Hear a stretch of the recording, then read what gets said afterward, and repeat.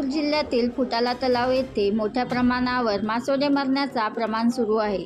मागील अनेक वर्षापासून या तळ्याचे खोलीकरण न झाल्यामुळे तळ्यामधील ऑक्सिजनचे प्रमाण कमी झाले आहे। येथील मत्स्य मरण पावत असल्याचे सांगण्यात येत आहे। तसेच या तलावावर सौंदर्यीकरणासाठी मोठ्या प्रमाणावर विद्युत रोषणाई करण्यात आली होती। त्याच्यामुळे सुद्धा पाण्यामध्ये मोठ्या प्रमाणावर इलेक्ट्रिक केबल सोडण्यात आले, त्यामुळे सुद्धा या मत्स्य मरण पावत असल्याचे दिसून येत आहे। सामाजिक कार्यकर्ता ज्वाला धोटे यांनी प्रशासनाला याचा जाब विचारला आहे। ऐतिहासिक परिवार भोसले कुटुंब के प्रमुख श्रीमंत राजे मुधोजी भोसले साहब, इनके मार्गदर्शन में आज नागपुर महानगर पालिका के आयुक्त डॉक्टर चौधरी साहब को हमने एक निवेदन दिया है।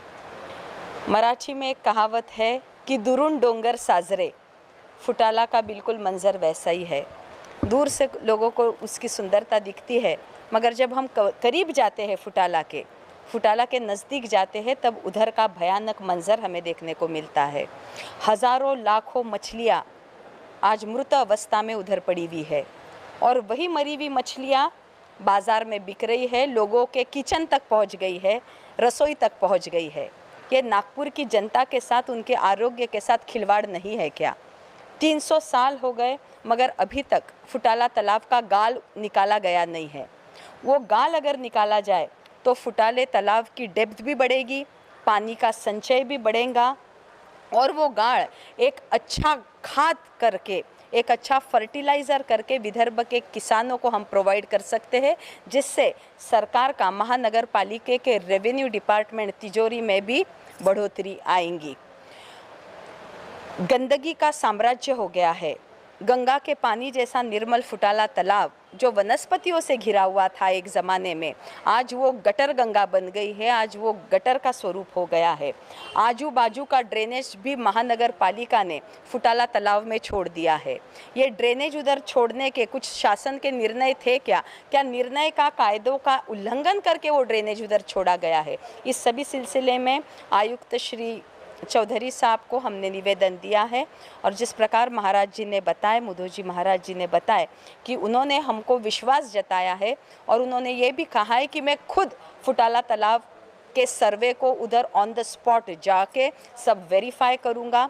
मछलियाँ क्यों मर रही है, हमने उनको निवेदन दिया है कि बाजू में ही फिशरी की यूनिवर्सिटी है, माफसू यूनिवर्सिटी है, अब तक वो मछलियों के पोस्टमार्टम क्यों नहीं हो गए? कारण क्या है, वजह क्या है वो मछलियाँ मरने की? अगर पॉइजनिंग से मरती है और वही पॉइजन युक्त मछलियाँ अगर लोगों के रसोई तक पहुँच रही है, तो ये नागपुर के 25-30 लाख लोगों के जान खतरे में आ जाएंगी। ये जान से खिलवाड़ है। इस सब बातों से हमने उनको अवगत कराए हैं। तो देखते हैं भविष्य में क्या सहयोग हमको प्रशासन की तरफ से मिलता है।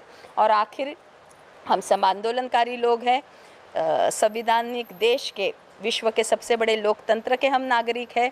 अगर सीधी उंगली से घी नहीं निकलता है तो उंगली टेढ़ी करके आंदोलन का रुख हमको अपनाना पड़ेगा, और हम फुटाला को जीवन दान देने के लिए प्रयास करेंगे। जो हमने आज यहाँ महानगर पालिका में कमिश्नर साहब को जो डेपुटेशन दिया है, ये फुटाला तालाब के ऊपर जो अभी हम सर्वे किए हमने कुछ दिन पहले, और वहाँ की जो दशा है उसकी परिस्थिति के बारे में हमने अवगत कराया है, वहाँ की दीवार के बारे में अवगत कराया है। जो मछलियाँ वहाँ बहुत ज़्यादा प्रमाण में मर रही है, वो क्यों मर रही है, इसके बारे में भी हमने वहाँ चर्चा की है कि पानी में कोई ऐसा पॉइजनिक तत्व तो नहीं आ गया जिससे जीवित हानि हो सकती है।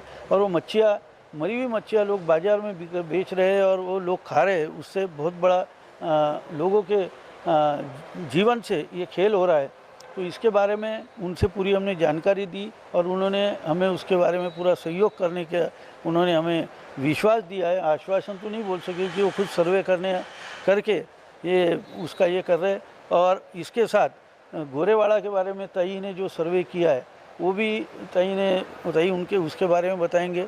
ये सब चीज़ें जो है ये हमारी एक धरोहर है, और यहाँ पे इसके साथ सिर्फ धरोहर ही नहीं, इसके साथ हमारा स्वास्थ्य जुड़ा हुआ है, और इसका बहुत ज़रूरी है कि इसको अच्छा रख रखाव, इसकी साफ़ सफाई हो, और इससे जो हमारे लोगों को इनके हानि होगी, उस हानि से उसे रोकना किस तरह से ये शासन का काम है।